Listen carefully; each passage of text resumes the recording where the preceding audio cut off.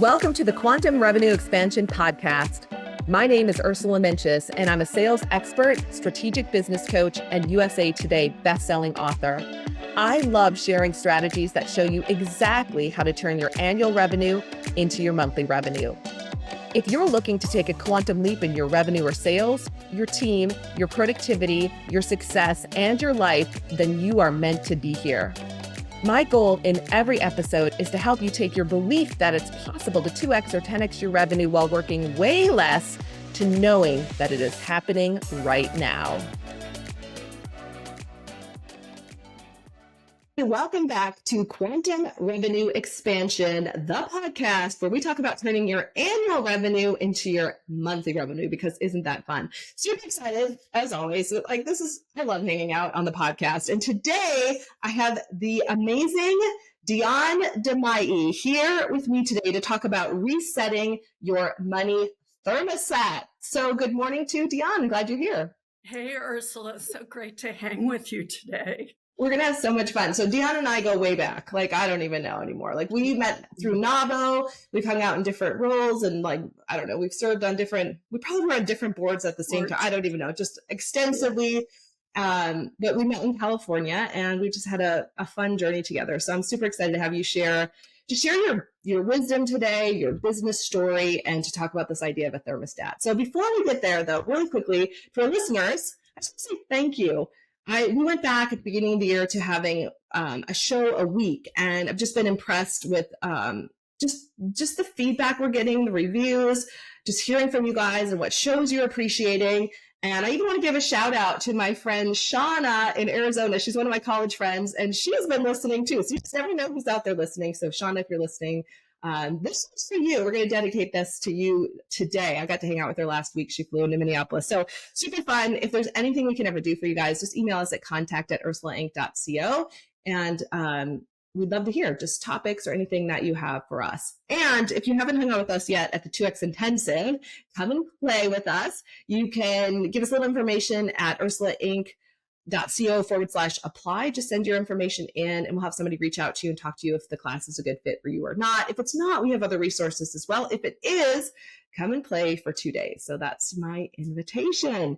So let me tell you about the amazing Diane. Celebrating 28 years in business, Diane is founder and president of DDM Metering Systems, Inc., a utility sub-metering design, installation, and reading billing service company headquartered in SoCal, Southern California. Her company provides customized green solutions to residential, commercial, and municipal communities seeking to manage energy usage and equitably allocate costs among tenants and residents. And it's interesting to be in California doing this kind of work. I'm sure that's been a journey in itself. So Diane, welcome to the show today. Let's just start. Maybe tell us about this 28-year journey. What brought you into this world of metering, and what's this adventure been like for you? I mean, as we laugh because it's like you're thinking about all the times you probably wanted to quit and all the times you kept going, and here you are. Well, I landed here totally by mistake. Perfect. This was totally an accidental entrepreneurship. This is actually my third career, and I was in New York City working at a law firm doing marketing and communications, and was ready to take a break. Had a lot of friends and family in California, wanted the beach, wanted some warm weather, decided to take a break and move, had no job, jumped into the void, and ended up getting a contract job with an electrical engineer doing a study of electrical usage at Cedars-Sinai Hospital. Now, to give you background, I'm a French literature major from Bryn Mawr College. I'm not an engineer. I barely made it through math in 10th grade. Join the club, yeah. But when Excel and Access and FileMaker Pro came out, I took to it like a duck to water. So this job was a dream come true. I was doing databases and graphs and spreadsheets and had a blast. And when the job was over, the engineer introduced me to an electrical contractor who had a lot of clients who happened to have meters. And in those days, in the late 90s, I'm dating myself, you know, a meter was you'd go up and look at the dial and read it. And so he had a couple of those. He needed somebody to manage it. I didn't know anything, but I learned. And it was kind of during that time period where smart meter technology started. And I kind of taught myself, it started where you'd read the meters on bulletin boards. Remember bulletin boards? I do. You dial up and you'd get these readings. It was hysterical. And then, over the years, obviously it's gotten a little bit, better than that. But anyway, so I worked there for 2 years, learned the industry. It was kind of a graduate course in business management because the owner of the company really didn't want to deal with it. And so I managed the payroll. I did the proposals. I did the sales. And then after 2 years and too many hours and not enough pay, I said, this is ridiculous. Can't do this. I'm going to go. And so I quit. And one of my clients said, if you're leaving, we're leaving with you. And so one of my clients came with me, and that's how the business started.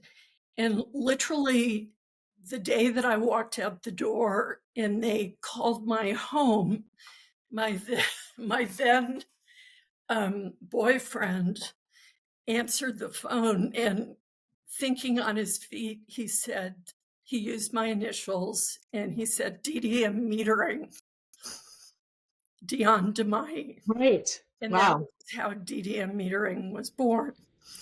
So it started with one very large property in Santa Monica. And it kind of grew from there. I'm very proud that that property is still with us 4 owners later. Wow. Yeah. But because of the nature of the industry, we've grown tremendously, almost entirely by referrals, because property managers and building engineers, who are really our source of business, jump from building to building all the time. And so they'd go and they'd call us and they'd say, oh boy, I've got a mess over here. Can you come and figure it out? So that's how we grew the business. And we've gotten a reputation for being very hands-on, customizing work, and figuring out messes. Yeah. Solving problems, meeting needs. Yeah. What an interesting journey with your major and not really loving math, not being an engineering major, but all of a sudden falling in love with spreadsheets and just kind of making this different leap. Very, very interesting, because when you look back at something, it's like, wow, it makes total sense.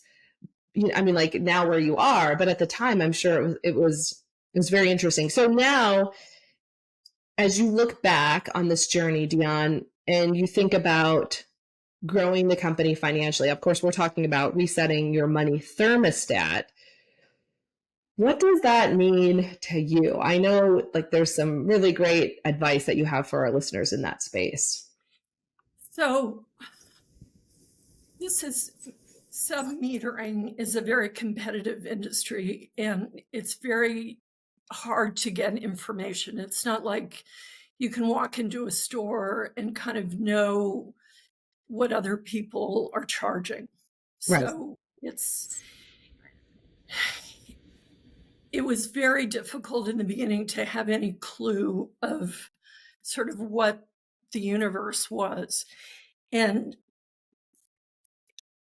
I realized very early on that my thermostat was set way low. And I was very lucky in the beginning that a male engineer that I was working with saw one of my proposals and kind of said, Diane, what you're charging is what you would charge for a clerical. This is what you would charge for your time. This is what you would charge for, somebody who's your number two. And so I kind of got more of a sense of where I needed to be in the mix. But here was what really was interesting to me, was that there was I began to really set my thermostat by my physical reaction to the number that I was putting on the page. So if I put a number on the page in a proposal and my stomach was kind of churning, I realized I was way too low. If I got really shaky and wanted to just like crawl under a rock, I realized I was getting close, but I wasn't close enough. If I really wanted to get physically sick, I realized I was probably right. I love it. Okay, so wait, let's just stop for a minute. Okay, so if you put a proposal together, you got to throw in the pricing together. You look at it and you're like, ugh, like I'm going to crawl under a rock. I'm just not feeling good about this. I'm going to vomit. Yeah. So then what'd you do? How much did you charge? Well, I charged the top price. Okay, good. Yeah. And I realized along the way that people were okay. And, over the years, even now when I'm, I'll call up a property manager and I'll say, we have to do this work and it's going to be, X thousands of dollars. And I'm thinking in my head, are they going to buy this? And it's totally appropriate. I mean, it's Yes. totally, and they're like, approved, what's next? And it's getting easier for me. What's also interesting is my number two in the business is in her late 20s. She doesn't have any of this problem. So it's really, she's a good foil for me when we're getting into pricing questions. Yeah. And she will stop me when I'm like, well, okay, maybe we should drop the price if they're really concerned. She said, no, why? Forget it. So she's, it's maybe a generational thing. Well, and also she's probably not emotionally attached the way we can be as the business owner, right? There's a difference because ultimately, like underneath that, you don't want to lose the business. So it kind of creeps up of like, if I'm not priced correctly, what's going to happen? And I'm guessing the property managers are the people that make the decision too. Most of the times, because let me clarify: are they the owner of the building, or they're not the owner, but they would be managing the budget. They would be that would be approving it. But in some ways, not emotionally attached, right? It's not their personal pocketbook, right? Exactly. Yeah, which is interesting. And I'm just bringing this out because I think it's important for everyone to remember that. Because I agree, like as business owners, we can have those emotional attachments in a different way. And that's a lot. It's a lot to work through. And I love the idea of the money thermostat for our listeners as a way to kind of work through it. And ultimately not be, we don't want to be the lowest, right? We don't want to be the lowest price where you're just giving the services away because you can't run a profitable business.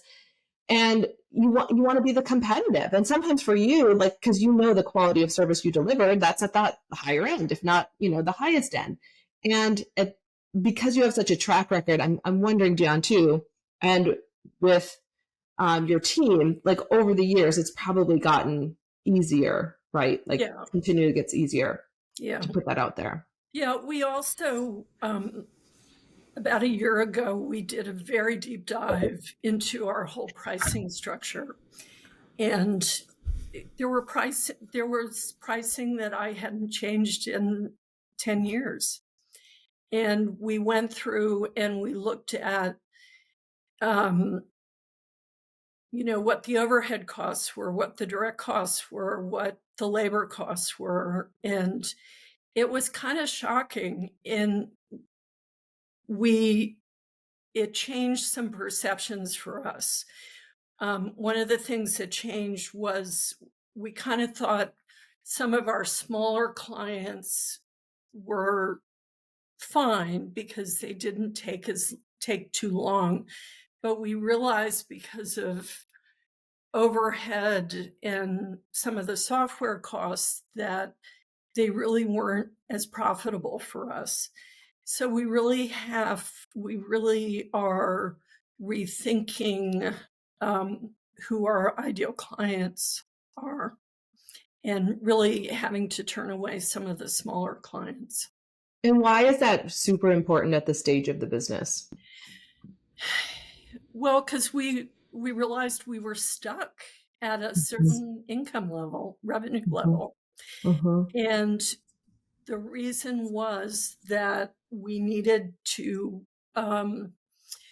increase the number of clients always, but also to increase the size of the clients. For us, it's generally the number of units in a building.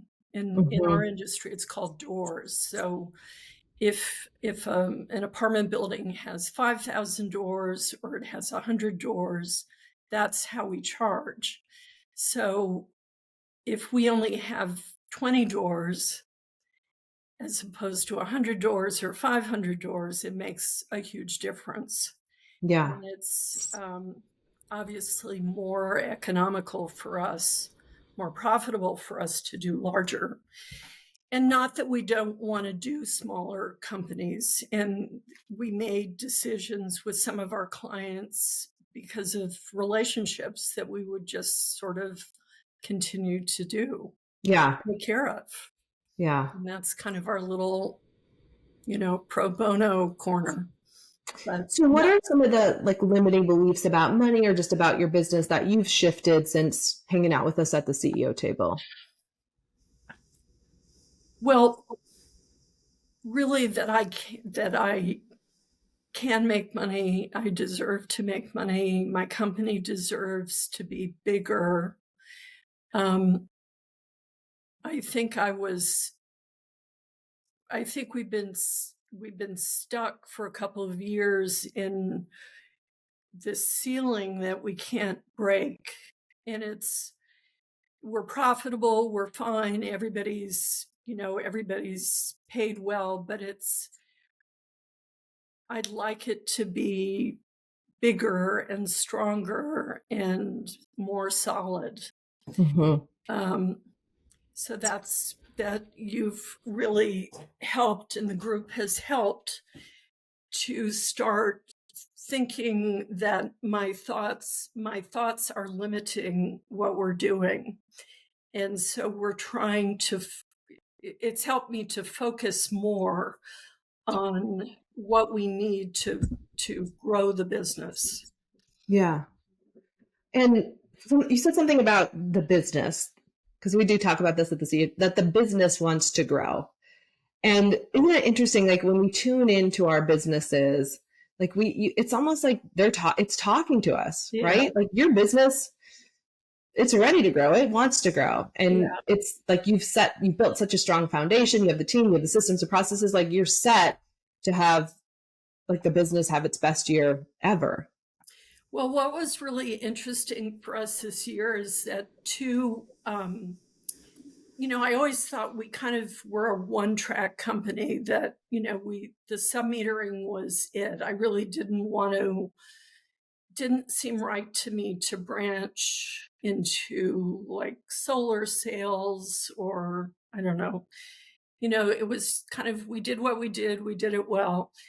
But this year, sort of without trying, these two different markets opened up to us, and Mm-hmm. we're really going after those right now, and that will help us to grow. And there, there it was, and they're Yeah.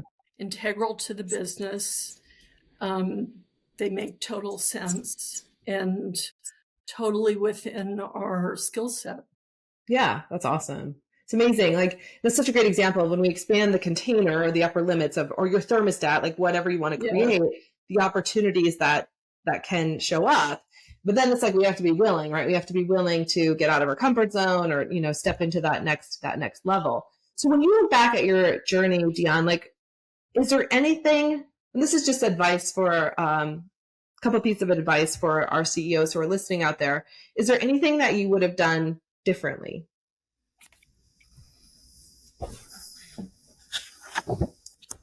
Well, yeah, I would have gotten coaching much earlier. Interesting. Yeah, I would have, SCORE helped me a lot, but too late. And then, I think I just thought we were too small and we were limited in funds, but it would have propelled us much faster. You know, we just, we, I didn't have the experience. I I had basic business and, grew to be really an expert in this field. But, in terms of the marketing and, growing the business, I could have used help. And I'm Mm-hmm. sorry I didn't reach out sooner. It's interesting. I mean, I think so many people are listening, myself included. Like, I think that same thing. I wish I would have gotten a coach sooner. And I'm a coach, so I totally feel that. Because in the beginning, it's a stretch, right? Like, you're just trying to pay your bills. And sometimes to see the next piece it's like the next potential level. And there's definitely that interesting money conversation. Um, yeah. So what else, like, I know there were other pieces of advice that you had, and that definitely probably wasn't it. But what other pieces of advice do you have for some of our listeners? They have businesses, they might be having their best year in business, they might be having a challenging year. What other pieces of advice do you have for them?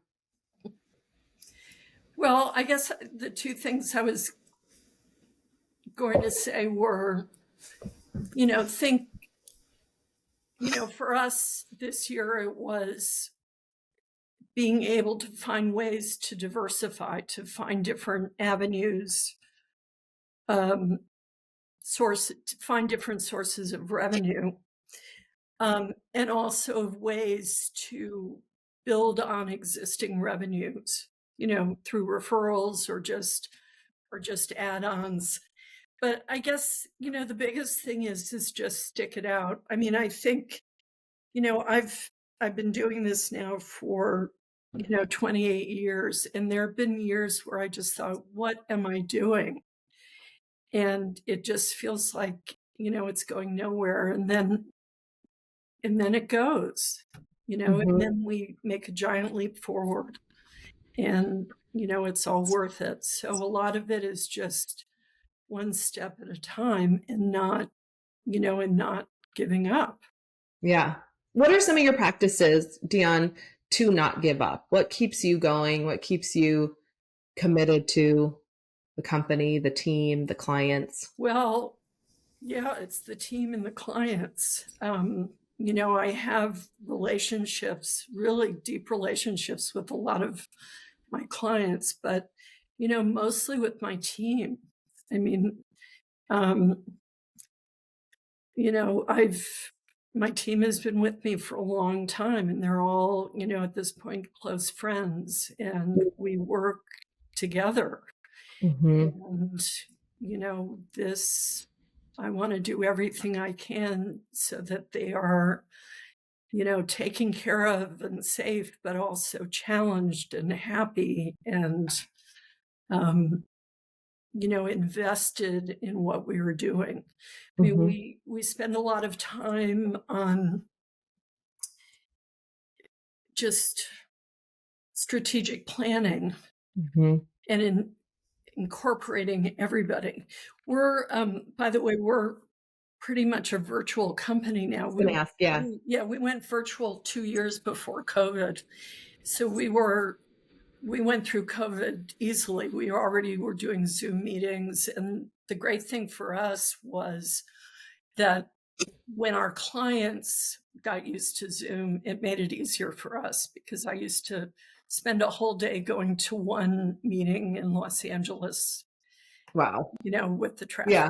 I mean, you know how it is. So, but we've done in-person retreats. We're on Zoom together all the time. We're all accessible. We're across different time zones, so sometimes it gets a little, I'm always like, what time is it where I'm calling? But it's really good because we cover a lot of territory. The other great thing is that we can hire all over the country. So Mm-hmm. we've gotten really fabulous people that way. Mm-hmm. We just put a posting on LinkedIn. In the first couple of hours, we got 50 inquiries, 50 Wow. resumes. And a lot of them are really qualified. So, what do you love most about having a virtual business? Like, in the sense that your team is virtual now. well, it's really the freedom. I think we're much more productive this way.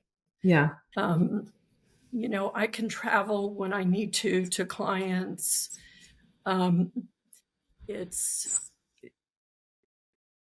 We can work different hours. We can accommodate clients at different hours. It's just better. Yeah. And you love to travel as well. Yeah. Yeah. I mean, I think that's the entrepreneurial dream, right? Freedom is, I think, for most of us, our top value. Of course, community, all those other pieces, and wanting to build the company, but having that freedom and that flexibility. So I think it's just a great example of how you made that transition. I can't imagine driving to LA anymore. And, No. we live in a time when we don't have to, which is really quite powerful. Yeah. I mean, So, I have a car that's 4 years old with less than 10,000 miles on it. Yeah, there you go. I think I have the same. It's interesting. Yeah, we're in such a different time. So we have a few minutes before we wrap up. Diane, just so everyone knows, because we never know who's out there listening, but tell everyone, who is your ideal client? Who do you network with? Who would hire your company, and where? Anywhere in the country, just California? So really anywhere in the country. We work with building owners and managers of commercial and residential properties, and also municipalities, mostly small water districts. And we do equipment and design and installation, but mostly we'll do the utility billing. So in the case of a multi-tenant building where there's one master meter, say there's one master water meter, we'll go in and put individual water meters into each tenant's unit, and then we'll read them and generate all the bills, collect the money. So we're doing all the management for the property manager and managing the utilities, the collection of the utilities. It's also, we're very environmentally, Conscious or conscious. And it's really exciting, especially with water metering. You put in water meters, and when people look at when people get a bill and they realize that they're looking at their actual usage and what it costs, their usage goes down 10 to 30% in the next month. I mean, it's amazing. So we have a direct impact on conservation of water. So that's an added impact to what we do. Yeah. I get that. I mean, it's just with our own rental properties, we don't have a ton, but like in Florida, especially, we keep an eye on that. It's amazing. Like you see it makes a big impact. So I can imagine the impact that you have. So for someone who might want to get in touch with you or your team, please share your website and maybe obviously you hang out on LinkedIn, any of the socials that you hang out on. So, yes. Our website is ddmmeter.com. And we're the same on ddmmeter.com on Facebook and LinkedIn. Awesome. Diane, really great hanging out with you today. And thank you for sharing all that advice, especially in the area of our money thermostats and really raising them. I can feel people across the world letting that sink in right now. And really finding that, like really connecting our price with our value. So thank you for sharing that. And thanks for being here today. Well, thank you. Always fun to see you. And to our listeners all around the world, we love hanging out with you. If there's anything we could do for you, again, you can email us at contact@ursulainc.co. That's it for this week, everybody. Make this your most epic month yet. Thank you so much for tuning into today's episode. If you loved what you heard, be sure to leave a review on iTunes so I know what you like and can create content that guides you to uplevel your business even more. If you want more strategic business tips, follow me on social media. You'll find me on Instagram, Facebook, TikTok, YouTube, and LinkedIn, and you can visit my website at www.ursulainc.co. I love being on this journey with you and can't wait to connect with you on the next episode. In the meantime, make this your most epic month yet.